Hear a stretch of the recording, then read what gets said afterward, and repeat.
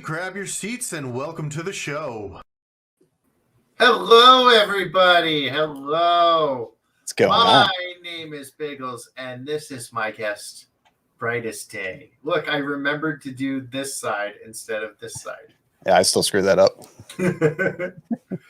So, welcome, everybody. We're going to actually be talking about Dune, the movie that just came out in America. I guess it was out before that in across the rest of the world. They got to see it like 2 months before us, maybe. Yeah, it's been like rolling out slowly across the world. It's a really weird release schedule. Yeah, and apparently there was like the DVD was out like the same time we were getting it. So yeah, and then the HBO Max thing, like that was a real big foobar on their part. Yeah, I don't know. I want to see it in theaters, and I've already watched it 5 times on HBO Max. So see it in IMAX. I'm telling you. IMAX. Yeah. Find like a good, reliable IMAX theater with excellent sound, and it will be like a night and day experience. Well, the IMAX theater that we did have here shut down, like right around the time one of the Paul brothers, I think, got arrested at that mall where it was, and it like shut down like after that. So when he got arrested, when he was with like Riley Reid or whatever. Okay. Yeah, so that's when it shut down over here. So I don't even know if we have one anymore. That sucks.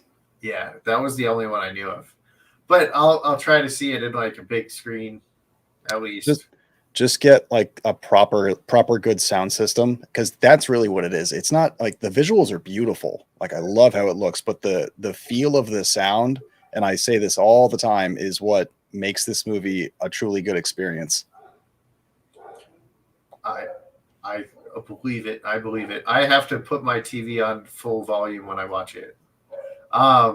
It's got a good score and everything too. I really like that as well on the movie. Nice. Yeah, that's one of the more polarizing parts of it. People either love it or hate it. Yeah. So the movie starts basically explaining Arrakis, and it's Chani. Is that her name, Chani? Yes. Okay, so it has Chani explaining the world and the Harkins, right? The Harkinin, yeah. Harkinin, okay. Sorry, I'm going to be really bad with the names. It's no matter how many times I've seen it, I still can't get the names right. The Harkinin, who I guess are like the most feared, vicious, or something like that in all of the noble houses. Yeah, they're like space Russians, like space commies. Okay. They're extremely brutal to their people. Like nobody gets any, like the slave pits and fighting rings and just all sorts of backstabbing. That's their MO. Okay. And they had that little creature thing that had like human hands. Yeah, nobody's really sure what that is. Okay.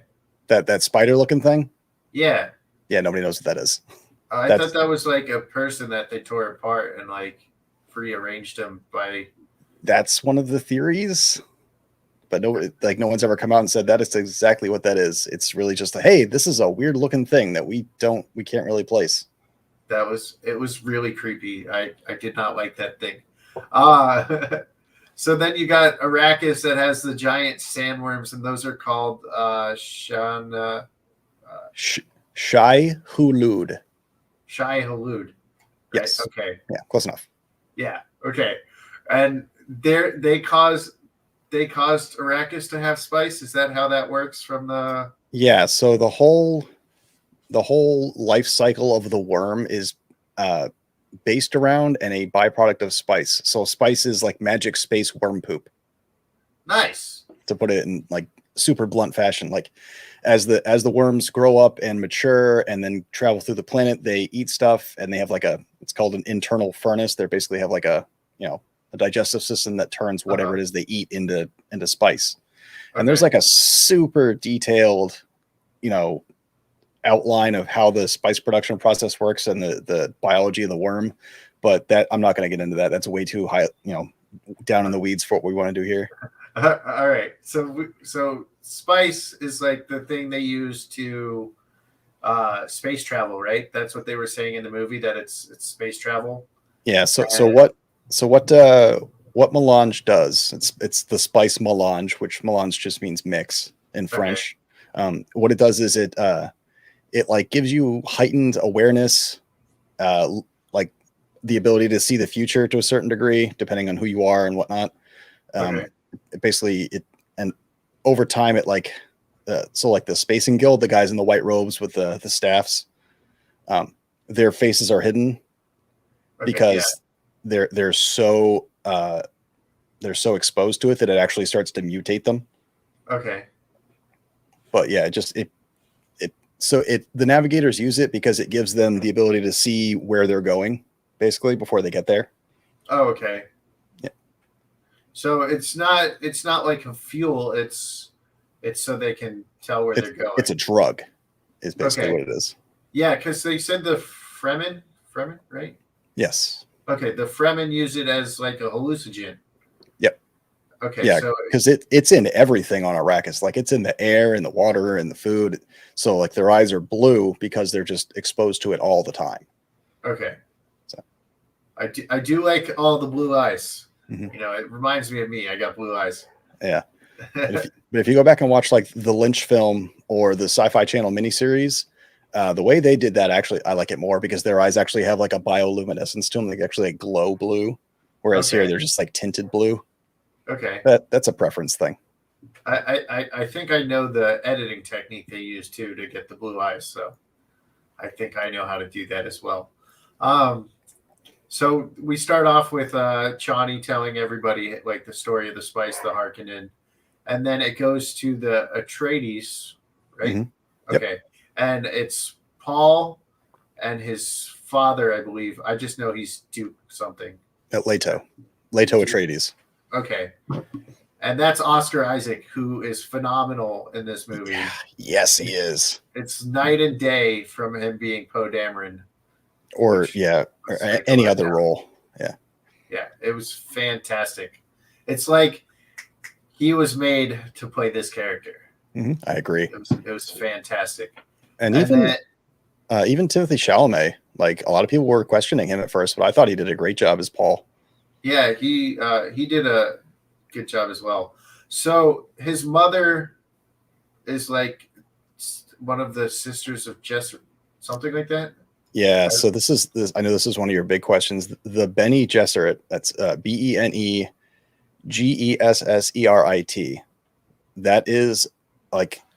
So this movie and story takes place like multiple tens of thousands of years in the future, right? It's so far in the future. Mm-hmm. This order is old even among that timeline. So like what you'll hear a lot of people talk about when they talk about this Dune movie is that they don't reference what's called the Butlerian Jihad.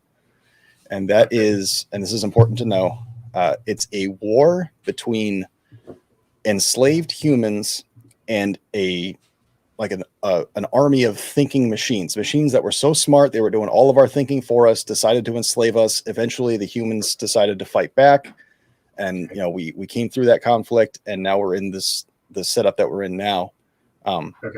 All of the major families, the Harkonnens, the Carino, the Atreides, which the Carino weren't introduced, but that's the Imperium, the Emperor. All have roots in the Butlerian Jihad. So that's a very important piece of history to know if you go look it up later. Because I remember hearing something like in a story that I was watching. It was like a video that was kind of explaining the Dune timeline. That's how I knew the spice came from the worms. Yeah, I don't think they brought that up in the movie. A little bit. They touched on it, but the Bene Gesserit are like a proto-Catholic organization that it's all women, it's all matriarchal, and it's like the Catholic Church basically. They have like collected all of the religions of Earth and merged it into one, religion that they try to stick to, but at the same time, they're nuns, their sisters, the Bene Gesserit sisters. They operate as servants to the major houses, but are secretly, guiding the politics of all the Landsrat or the major houses, and also trying to, and you hear this when the Reverend Mother calls Paul the Kwisatz Haderach. They're trying to breed this male entity that can look back into genetic. Do you understand the concept of genetic memory? Yeah, they use it a lot in Assassin's Creed. Yeah, How they so go back into their ancestors and then they can see what they saw. Yeah, same kind of thing. So the Bene Gesserit, the women of the Bene Gesserit can do that for women. Like they can look back into female memories because they have two X chromosomes. The whole idea of the Kwisatz Haderach was that you have this male Bene Gesserit who can look back in the memories of men and women in his timeline. So they're like controlling the politics to try to get specific people to breed and get children that have specific bloodlines and traits in their genetic code. Okay. And then make one of those the Kwisatz Haderach once they've got all the pieces in place, and then use that to guide humanity forward. And in the movie, they didn't want it to be Paul, right? And she said it was because her ego or whatever gave her. Yeah. So the idea is that Paul was a generation early for their plans. The idea was for Jessica to have a daughter, for that daughter to marry the not yet introduced nephew of Baron Harkinin, Phaedra Watha, and for their child to be the Kwisatz Haderach. So it's this little like sidestep in their plans. Okay. And they have the voice. What exactly is the voice? It allows them to control people, but what exactly is it?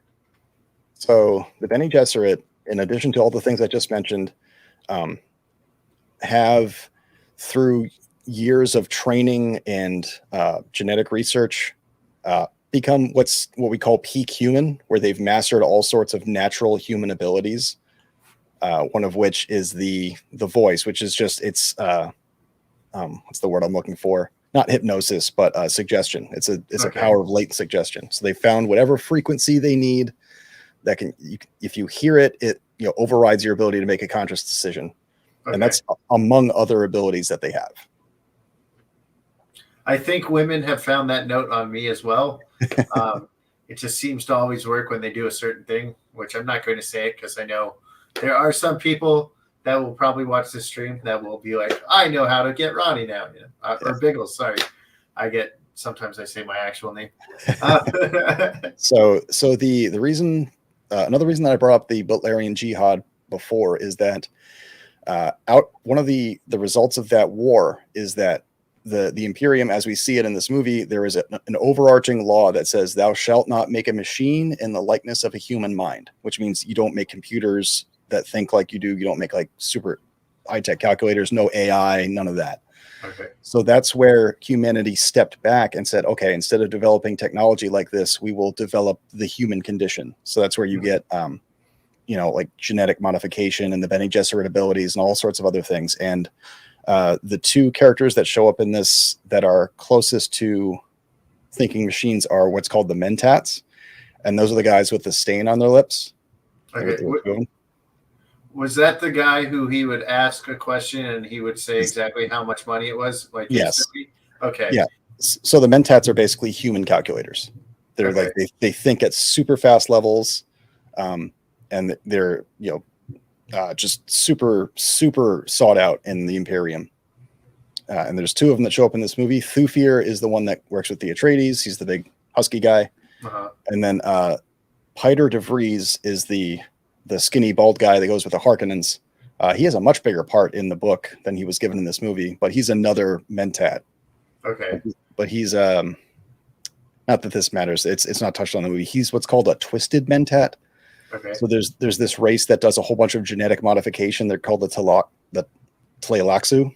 I'm not going to spell it out, but basically they like manufactured a Mentat instead of training one. Oh, okay. Yeah. That's pretty cool, actually. Yeah. That was another thing a lot of people wanted, was to have more explanation on those. Yeah, because in that video I was talking about that I watched and I learned about the jihad and the no robot things. They were saying that like the MTAT were the tacticians that they would use for like battle and stuff. They would like figure out all the plans and have like everything planned out ahead of what would happen and like kind of like that. Yeah, like they can think X number of moves ahead and really, really quickly and crunch numbers. That's their whole shtick. All right, you wouldn't want to play them in chess. No. we're getting at. Actually, there is a scene in. It's funny they mentioned that. I think in one of the other books where Thufir and I think it's Piter de Vries actually like play a game of chess against each other, but they're just like sitting there staring at the board, thinking through the game instead of actually moving the pieces. It's a pretty interestingly written piece. There's like 30 something books, so there's a lot to go through. I might have to get like one on audio or Audible or something and check it out because I really like the movie. And then so we meet Paul and he's with his father and they talk about like how he has to be like the next leader, whether he wants to or not. Oh wait, we skipped a part, but whatever. So he talks about how like great leaders don't search to lead; it just chooses them. Mm-hmm. And then we met Duncan, who is Duncan the weapons master, or is he like kind of like an older brother figure to Paul? Yes, he's both of those things. Okay. So he is a sword master. He is one of the two weapons masters for the Atreides family, the other being Gurney Halleck, played by Josh Brolin. Yeah, Thanos. Those two basically train the entire Atreides force, and they're the reason the Atreides are so feared in the Imperium, because those two, between the two of them, are like the two finest warriors in the Imperium. Mm-hmm. But I did notice in the scene that he died in, or spoiler, sorry, in the scene that he died in, he made the mistake of like letting them all come at once instead of stacking them. So, not so great at your skills, are you? Are you, Mr. Duncan, Idaho? I mean, so there's a thing that's something to put into perspective, is that the people he was facing are the Empire's elite soldiers. Like they're the Emperor's personal shock troops. They're supposed to be feared everywhere. So for him to take on multiple and almost come out on top, you know, in what's basically a death room where he's accepted he's going to die, that's supposed to show how good he really was. He killed about 10 of them, I think, in the movie. Yeah. That was pretty awesome. So explain the shields, because like they can't, like if you like slash at them, it like slows it down and turns blue, but if you go slow, it turns red and it's like a death blow. Yes, so that's just like a thematic way of showing whether someone's in danger. I think that was actually a pretty pretty well done touch. But yeah, so the development of shields in this universe kind of eliminated the use of personal firearms in combat, because they stop really fast things, as you can see. You see there are laser weapons. The reason that most people don't use handheld laser weapons is, and it's not explained in this movie, is because a shield and a laser, should they ever meet, will cause an atomic explosion at one or both ends. So it would basically blow up everything around them. Yes. So that's the plot justification for having hand-to-hand combat with shields. And you'll see that they wear some armor too, but they're not always wearing armor. Okay. But well, yeah, that's the whole reason for that. When Oscar Isaac's character is killed, he didn't have time to activate his shield, correct? He did, but the target was coming in slowly enough, and it like had like a little bit of thrust on it just to get through the shield, and he couldn't reach it. It was in a spot that he couldn't intercept it. Oh, okay. So he just got it on right before. It just like crawled its way through his shield. And then because you'll see the same thing happen to Duncan later, where he gets one in his shield, but he can like flick it off with his sword. And then you'll see some of the ships during the ambush scene, they'll get hit with like a bomb or a missile or something, and it'll hit and it'll stop, but then it'll like crawl its way through and hit the target, which is actually really awesome to look at. But yeah, so when they got attacked by the Harkinin, that was pretty cool, because you got to see all the shields from the buildings, and then you got to see Gunnery was his name, right? You said Gurney, and his troops just messing dudes up and then getting blown up by like the bombs and stuff. Yeah, so that's something I think that was done much better than either the Lynch film or the sci-fi miniseries. Like that was a really, really beautiful sequence. That whole like towards the end where that one ship just like unleashes the death blossom of missiles that just rains down. Like, I loved that. Yeah, it looked really awesome. And the ships, why? I don't know why they're shaped like that. Why are they like a dragonfly or? So or the like the one looks like a Death Star. The Ornithopter, which is the dragonfly looking thing, that's actually close to how it's described in the book, because dragonflies apparently have this like super efficient method of flight that they sought to emulate. So like you'll see the motors just whir up really high speed, and then the wings go. It was just emulating nature at that point. Okay. And then the big tube looking thing, that's a Spacing Guild Highliner, which is basically like a massive transport.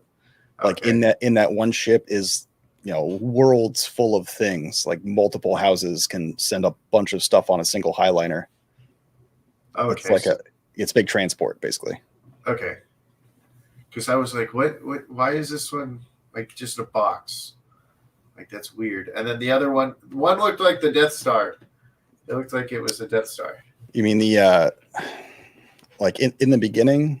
Yeah, there was like a big spear with it. Yeah, I thought I was like, oh, cool, the Death Star's in this movie. I think a lot of that was just artistic choices. Okay. Because like every house has its own style as far as their ships go, and especially if you just find a scene that shows a Harkinin ship and then an Atreides ship, they have a design language. That's just part of telling houses apart. But like I said, the Highliner and the Ornithopter are actually really close to how they're described in the book. So all right. That's pretty cool, because I really liked the ships that when they were coming in and all the explosions and everything. And then when we meet the Fremen, Duncan goes there and they have this thing about water because there's not a lot of water on Arrakis because it's a desert. Mm-hmm. So they rehydrate like their breath or rehydrate it back into their system with their breath and everything. So when he spit, like that's a sign of respect. Mm-hmm. Based on what I got from the movie. And Gurney got very upset. Right. He didn't understand, but Duncan stepped in. He's like, look, he just gave you water from a planet that has none. This is a sign of respect. And Leto kind of picked up on that. He picks up on it in the book because he's more astute. In the book, Leto is very much aware that he's walking into a trap. And B, he reads people very well. He understands people's actions, and that's something that didn't get shown quite so well in the movie. Like I would have liked to see him not look like he was getting caught off guard all the time. But I think after like the fourth viewing, I kind of realized that he knew like everything that was going on. Mm-hmm. But like I didn't catch it in the first three viewings. But yeah, he seemed like he knew basically a lot what was going on. And then it looked like Paul was understanding it as well. Yeah. Like right off the bat. So the reason Paul is so effective, even though he's this skinny 15, 16-year-old kid, is because he has been trained as a mentat. Like he has some minor mentat training, so he can think really fast on his feet. His mother has given him Bene Gesserit training, and he's had the weapons training from both Gurney and Duncan, among, several other things. Like he's a really, really well-educated, skilled kid. Mm-hmm. So that he'll pick up on things. And part of the Bene Gesserit training is to be able to read people really well, like to the point where they don't even know that they're giving you a tell, and not show it. Like he could read you from a dead step and you wouldn't know that he's reading you. Okay. And then when they go and they meet the character, the girl character, the Black Fremen, who's in the book, she's not Leah Kynes, the planetary ecologist. Yeah. So in the book, that character is much different. Is when you read the book compared to watching this movie, does it really is it like a big deal?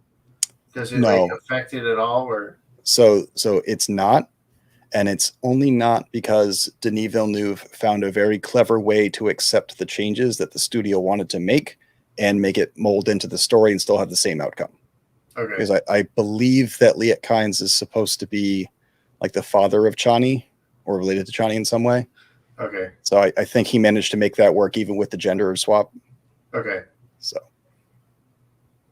And then when they go into that, Paul is exposed to Spice, and that's why he has that hallucination when he's on the thing and almost dies. Yeah. Yep. So you start to see the effect that Spice has on the brain, and his brain is particularly susceptible to it because of all the aforementioned training, like the Bene Gesserit stuff and the Mentat stuff. It's just it accelerates that effect.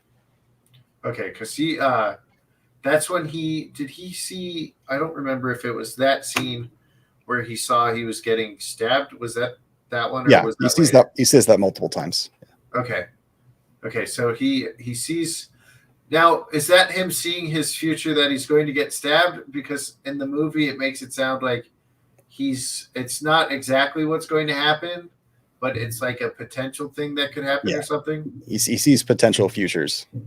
Okay, so he was seeing that he was going to get, or what he tells his mother is he was seeing that he was going to get that blade, which that blade is from the sandworms, right? The giant sandworms. It's a worm tooth. Yep.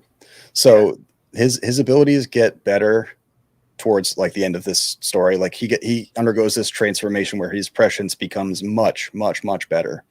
And he's able to, see a path forward pretty clearly. It's like, you ever see The Sixth Sense? Yeah, like a long time ago. Yeah, the kid like kind of sort of understands what's going on, or not the kid, but Bruce Willis kind of understands what's going on. But then as he gets towards the end, it becomes much, much clearer. It's that same kind of thing. Okay. Not really, but it sounded good. Hey, it made sense to me. You connected it, and I got it from there. So, so Paul sees the future or potential future from being exposed to the spice. It's Gurney, like Gurney. The gurney you would carry someone on. Yeah, Gurney goes out and gets him back in the ship. Right? No, Duncan's the one that picks them up. Or no, okay, you're talking about the first sandworm scene. Yeah, Gurney runs out and gets him. Okay, because he says, "I can hear your footsteps, old man," which is before. Yeah, right before. Okay, they do a lot of the thing of three, but that's usually for comedy. Like he'll repeat something 3 times for effect to get the joke even stronger, and they do that in this movie a couple times where they'll repeat the same thing 3 times. I noticed that. So we learn about how the spice trade actually worked and like what they would do. They'd wait all the way to the very last moment of mining spice and then try to get out before the snake or the sandworm gets them. Yeah. And that time they had like a defect with one of the ships, and that's why they couldn't. And you really saw that Oscar Isaac's character, Duke Leto. Leto. Okay. Duke Leto actually cares more about his people than he does about money. He's like, I don't give a damn about losing like the spice. So yeah, damn the spice run. Yeah, that's like straight out of the book, and Oscar played it to a T. Like that is exactly the kind of person that Duke Leto is. It's why he has such respect. And it's why the Emperor fears him, because he commands almost as much respect as the Emperor himself does. Yeah, I really liked his character, and Oscar Isaac, like we said earlier, was phenomenal with him. I knew nothing about the book, so when he died, I was like, oh no, why do we have to lose this character? He's so good. And that comes from a betrayal from their family doctor. Yeah, so there's a lot of plot behind that is not shown. It ticked a lot of people off. So Dr. Yui is the traitor, and he's the traitor because the Harkinins have his wife, and they have found a way to break the conditioning. Yeah, super spoiler heavy. Sorry, guys. Said that earlier, guys. Come on. I mean, this movie here at the beginning. This book is like 50 years old, so But yeah, so Suk doctors have what's called imperial conditioning, which is supposed to be unbreakable. But spoiler alert, the Harkonnens broke it, and they convince him to betray the Atreides family. But he's like, I'm gonna get one over on you too, and that's when you see him put that tooth in, or they allude to him putting the tooth in the Duke's mouth. Mm-hmm. But yeah, there's a whole, because the Lady Jessica is initially suspected to be the traitor, and there's a whole subplot around that. And they finally figure it out way too late that it's not Jessica. It's God, fucking name. The doctor. Yeah. The doctor. Dr. Yui. Yeah, I very bad with names, so I'll be like this guy. But next you'll tell me Aragon is king. He is the king of this land, okay? He took over the Imperium and he was like, I am no longer the emperor, I am king. Okay? That happened in the movie too, right at the end. You just see him walk in. So like, let's put it this way. Like, I read this book on a stream on Wednesdays. I've done like 10 or 11 hours and I'm not even caught up to where this movie got to. Yeah. So there's a lot in that book. I need to check out the book. Maybe I'll your old streams are saved, right? Yeah, I have a playlist on my channel. It's under booked. Okay, I'll have to listen to you read it, because that's just like getting the audiobook, except I have a friend reading it rather than some random person. I struggle a bit, let me tell you. That the book is a lot of words that I'm like, what is this word? That's okay. That's like the cat in the hat for me. What is this word? So we have we just met the first ship, and you really tell who Duke was, and then you meet the doctor. Now, when Paul goes in and he meets the head, is she the head of the Jesuit, or is she? Yeah, she's the Reverend Mother, who was like the acting head of the Bene Gesserit at the time. So okay. There's actually two. You don't see the other one. There's one that runs the actual Bene Gesserit proper, and there's another one that's the head of the Kwisatz Haderach program, basically the one that's guiding their subplot. But she's not shown. So basically, the Reverend Mother. Okay, and she has this box that like is. They didn't explain what the box was. They're just like, he's like, "What's in the box?" And she's like, "Pain." That's basically how it is in the book. They only like lightly explained it. Basically, it's like you put your hand in there, and it sends electric signals into your hand that make it feel like your hand is burning off. And they describe very, very much better in the book that what he's feeling. And they do flashes of it in the movie where you see his hand is like a charred husk. There's like a flame that flashes by. It's very quick, but yeah, basically it feels like his hand is burning off, and if he pulls it out, he dies because she sticks him with a needle. You would think with his training, like all his training, nerve induction. Okay. Yeah. You would think with all his training, he would know that she's going to like stick him. Well, I mean, he had it explained to him pretty quickly, and his training is what gets him through that test. Like in the movie, you see his mother kind of chant to herself a little bit. It's actually really low, and she like goes from crying to being still. In the book, he's like repeating that in his brain. It's the litany against fear, which is a very, very famous line in the book, and it was not given the gravitas I think it needed to be in the movie. It's one of the most famous things in Dune. Like if you start saying, "I shall not fear," or "I must not fear," then people are, if they've read the book, they immediately know what you're talking about. Okay. See, I didn't even hear that in the movie. Yeah, right. And I've watched it 5 times. Is that what she's saying? Yeah. So I'll pull it up proper and I'll recite it, because it's, like I said, it wasn't given the gravitas in the movie, and it needed to be. It's super important. The litany is as follows: I must not fear. Fear is the mind killer. Fear is the little death that brings total obliteration. I will face my fear. I will permit it to pass over me and through me. And when it has gone past, I will turn the inner eye to see its path. Where the fear has gone, there will be nothing. Only I will remain. And that, like, if that had been given more prominence in the movie, it would have been so much better. Mm-hmm. Because that you don't see that at all in the thing, and that just saying that sounded badass, right? So right, yeah, you would want that in the movie. Like this is badass. Like you need more badass scenes. The Children of Dune miniseries from Sci-Fi. When what's his freaking name? The guy who plays Duke Leto's son, who's I will look his name up right now because I can't believe it's James McAvoy plays Leto the Second, who is Paul's son. Okay. So it's just like a whole other generation after that. He becomes what's called the God Emperor of Dune, which is like 2 books ahead of where we are. So it's like a long ways away. But he repeats that line a couple of times in that miniseries, and he belts it out, and you feel it, like because he's got this storm coming at him of sand, and he's just like, I must not fear. And it's a great scene, so much better than he did in this movie.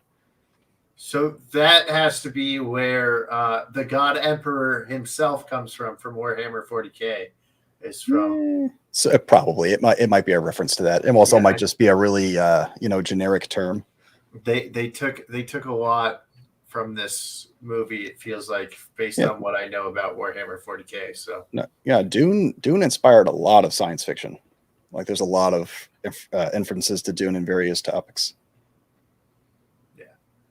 So far I'm like loving this movie. It's like I need more. Like, why'd you end here? I need to know what happens next. He just gets to the Fremen. Like, what happens now? Yeah, it was a really bad place to end it. Yeah, like I was like, I need more. It's like when Fellowship of the Ring ended, and you're like, no, I need this to go on. Like, what's going on now? Like, but so the mouse that he sees a couple of times. Yeah, I don't know what that is. I don't know. So, that. and I'm not gonna. This isn't a huge spoiler. That mouse is actually what gives Paul his chosen name in the next part of the book. Okay. And I wish that they had stopped it when they got to that part. I feel like that would have been a better stopping point. Yeah, I feel like I needed another 15 minutes of at least. I need like another 4 hours. I needed at least another 15 minutes of I want him to actually meet the people and go in the Sieges? Yep.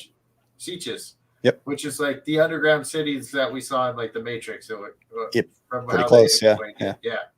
So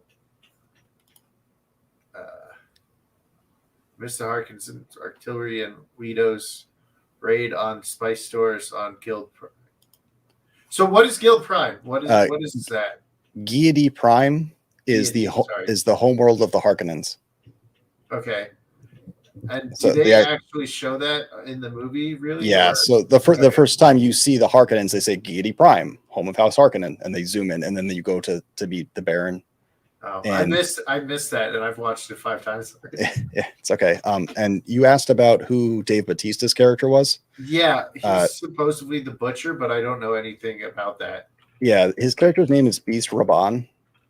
It's a Raban Harkonnen, and he's basically one of the. I can't remember if he's a son or like a cousin or something, but he's is an older nephew of the Baron, and he's the guy that prior to the events of this movie is running the Harkonnen spice operation on Arrakis.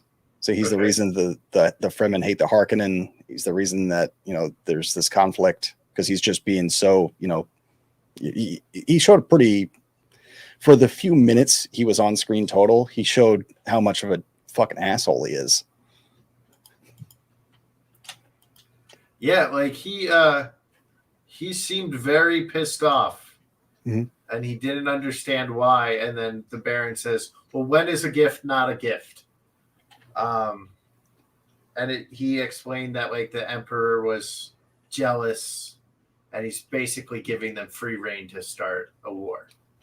Yeah, so that's essentially it. So Beast Raban is not intelligent. Like he's a beast. He's very mindless. He's very brutal. He's efficient. He's effective, and he's a good warrior. But he's not like a strategist. He doesn't think long term. So that scene is basically the Baron explaining to him that the Emperor and the Baron have kind of signed a pact to kind of trap the Atreides on Arrakis. They give them Arrakis, and then they sabotage their operation, and then they have this traitor. And it's like, okay, now we're going to set up this opportunity for them to go attack, but I'm also going to give you some of my Sardaukar soldiers to bolster your numbers.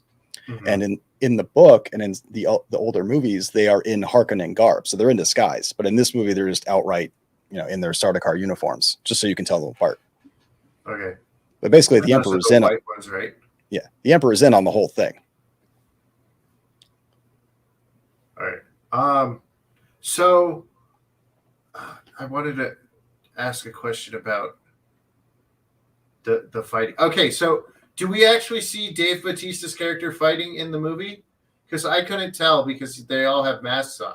I don't think you see him in actual combat scene. You see him like cut off the heads of a couple of kneeling, captured Atreides soldiers, mm-hmm. and like it's done off screen a little bit. I don't think we actually see him in combat. I would have to go watch it again and look for that, but I don't think so. It might have got cut. A lot of this movie wound up on the cutting room floor. Well, hopefully we get like their Zack Snyder version, and we get he's already said no. And no slow-mo. I think what we're gonna get, if anything, is like a Blu-ray that has some deleted scenes on it that aren't actually like injected into the movie. Mm-hmm. We're not getting a director's cut. We've already been told that by the director himself. Whether the studio puts out a cut like that, we might get that. Mm-hmm. Don't know, but okay, he's murdering people. Now, the trees on fire. Those were the sacred trees that were on fire, or is that different? Okay, the same ones, because there really aren't any trees on Rex. These are like transplanted, and they're just taken special care of. And then they were just destroyed. All that wasted water. Mm-hmm. So we get to see Paul fight one of the Fremen, and the Fremen have a code that they like never surrender. So what it sounds like. Or I think I think on a general basis they don't surrender. But during that was like a ritual combat. There's no yield. It's like the thing in Black Panther. Okay. Except they can yield in that. This is just like, you fight to the death, and then we reclaim the water of the guy that died. Okay. It's very much a ritual thing. And Paul beats him like 3 times before he takes his life. And what's the name of the leader? It starts with an S. Stilgar. Stilgar. He's like, what is wrong with him? Why is he toying with him? Yeah. It's like he's never killed anybody. Yeah. So he's just a scared kid who's never like killed anybody, and now he's fighting to the death. And he completely wipes the floor with this guy. Mm-hmm. And Duncan said earlier in the movie that it was the closest he's ever been to death. And Paul just like wasn't even like in danger at all, like in that entire fight. Yeah, he was in the beginning. He got knocked around a little bit in the beginning, but he's so again, he got trained by both Duncan and Gurney. And Duncan and Gurney are roughly equal in terms of their skill. It's been described that Duncan has a little bit more finesse, but Gurney is more lethal. So Paul is kind of the mix of the two of them. I think there's Duncan and Gurney had faced off like 10 times, and Gurney won like 6 out of 10, something like that. And then, so that's one of their best fighters. He challenges him, and Paul, again, through this culmination of all of his training, is just this secret badass. Not because he's a hulking mass, but because he has so many tricks. He has such a deck of cards available to him. Yeah. You hear Stilgar say this when Jessica gets the better of him with the knife. It's like, I didn't know you were a weirding woman. That's important because the Bene Gesserit, like martial art, basically is the weirding way. And Paul has some of that training That's, again, I think shown better in these Sci-Fi Channel miniseries, because they do this kind of weird light bending effect when they move, and they move like super fast, kind of like in the Matrix when they're doing the light bending when he's punching him, kind of like that, but they're just moving really quick from one place to another. It's not mentioned or shown very well in this one. Yeah, because when I heard that, I was like, I don't know what that means. Yeah. And then when he said wielding, I thought she meant like she knew how to wield a weapon. No, it's weirding. Weirding. The weirding way. Yeah. Okay. I was so confused on what was going on. And then Paul just like completely kicks this guy's ass. And he is given the blade that we talked about earlier, the worm tooth. The Chris knife. Yeah, the Chris knife from Chani. Mm-hmm. Which is like a handed down to her from her ancestor. Yeah. And it's just like he takes her wife and then they get the water, I guess. But and then it basically ends pretty much after that. When before he gives the knife, when he goes up and he takes the high ground, Chani says that wasn't the best way to go up there. And it's, I guess they know all the, like he hasn't figured out the terrain yet, even though he's been studying everything that they do, like the desert, where it mimics the desert. What's that walk called? The worm walk or the sand walk. Yeah. That they use to make sure that it matches the same thing to not attract the worm. The worm. Yeah. So, and it's funny because there was a song by Fatboy Slim quite a few years ago, where they make reference to that. It's like, walk without rhythm and you won't attract the worm. It's a direct reference to that. Who is it? Fatboy Slim. Fatboy Slim. I forget what the name of the song is, but I'll try to find it. Fatboy Slim. Weapon of Choice. Weapon of Choice is the name of the song. Okay. But yeah, so you were going to ask about desert power, is something you mentioned. Yeah, I was going to get to that. So Atreides ruled their planet by sea and sky power. What exactly are all the powers? Like, why? It's just like it's a military force. So like sea and air power is having a strong air force and a strong navy. There's no water on Arrakis, so you can't have a navy. So you need basically whatever the desert equivalent of a marine force is. And you see it towards the end of the movie. Part of desert power is harnessing the power of the worm. They learn how to ride the worm, control its movements. The Fremen understand the terrain. They know how to hide motionless in the sand for ambush tactics. That is the definition of desert power, is a group of people that is so acclimated to the conditions of the desert that they can use it to their advantage. Okay. Because I was like, is there like a hidden power that comes from like the desert, the air, the ski? I didn't even connect it to like military force. Yeah, it's a military thing because Paul tells Stilgar the same thing. It's like, my father came here to harness the power of your people.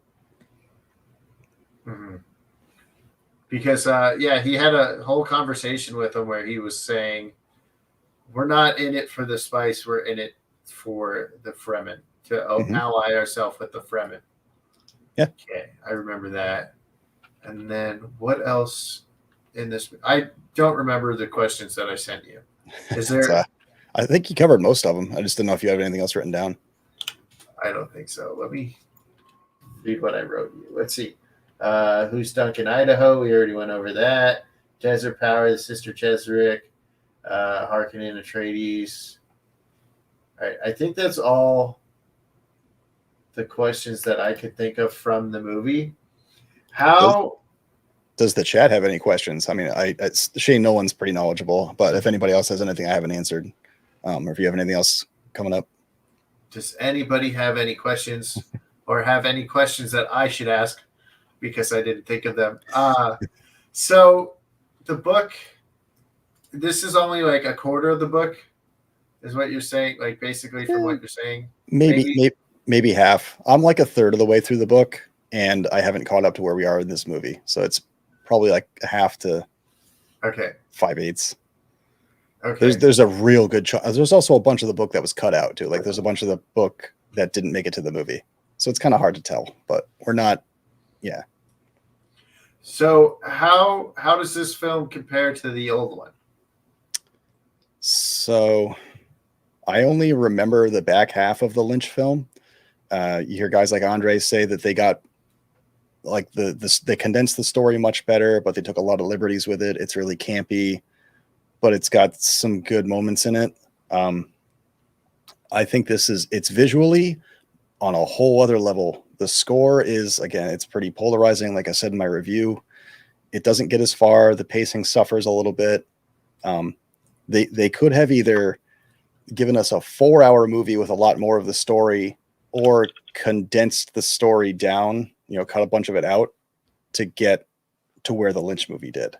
Mm-hmm. They could have done either one of those things. It's probably a matter of personal taste, but I love this one. I like the Sci-Fi Channel miniseries better, just for purely nostalgia reasons. Just like I watched it like 2 or 3 times, but visually, this is absolutely no comparison.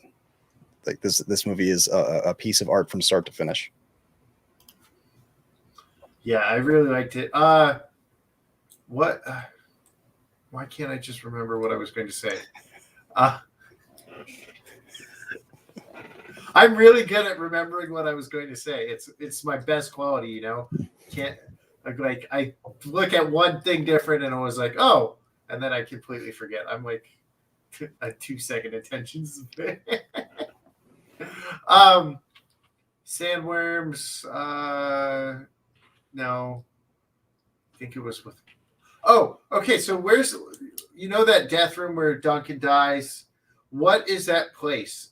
Like, where is that place that they like ran off to, and then?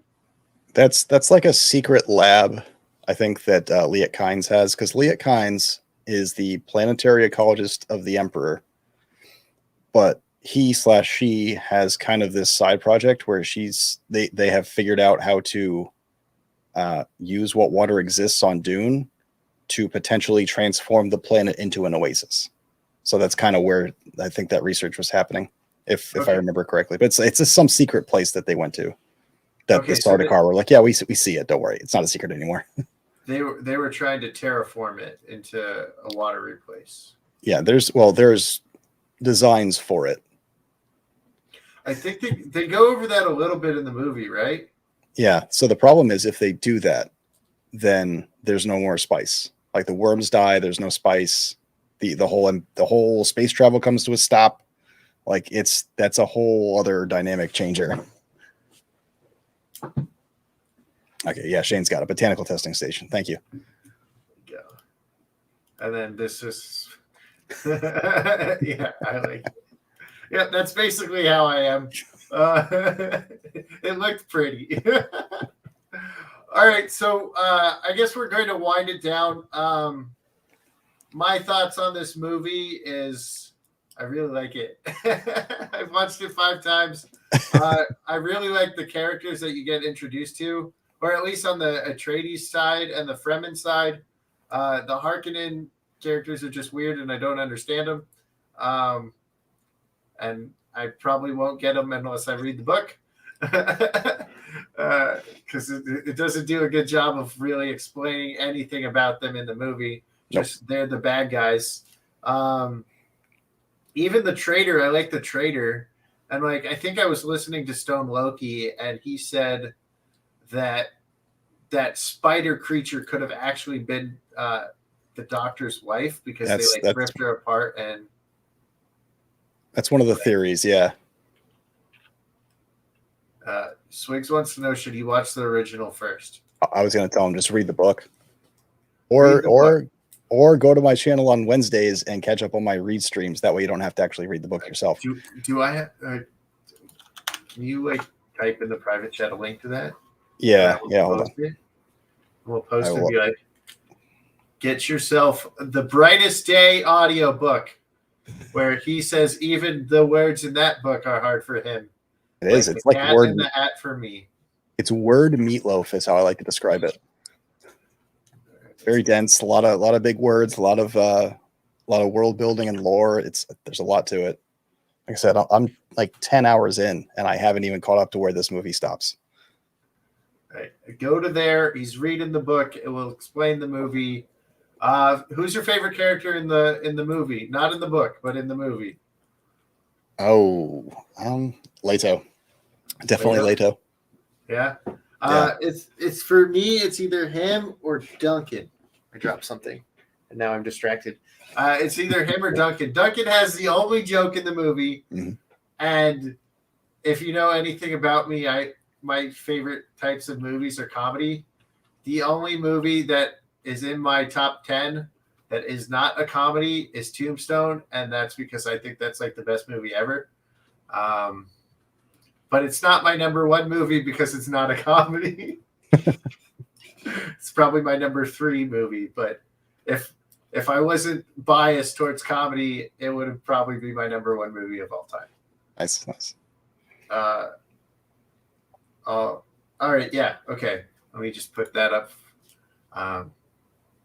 But thank you, everybody, for coming out. Brightest Day, thank you so much for explaining the movie to me, because even after 5 viewings, I'm still very confused on what's going on. I understand that the whole thing is over Spice, and jealousy is why they have to die, and fear. So thank you for all of that. You're welcome, man. How do you say the giant sandworm's name again? For Shai Hulud. For Shai Hulud. Yeah, close enough? Yeah, okay. Perfect. Yeah. I like the giant worms. I want to see them eat more people. I'm very upset I didn't get to see them eat that many people. It could have been awesome. They get to eat the 3 people, and that was that one. What is? I mean, they eat a tank, basically, like a big tank. They just swallow the whole. That's not cool. That's not a person. You want to see what they do to the person, like in Tremors, where it's just like rush, just eats them. Basically, yeah. All right. Well, thank you, everybody, for hanging out with us. It's been a blast. It's been a pleasure, Brightest Day. I appreciate you a lot. And thank you, everybody.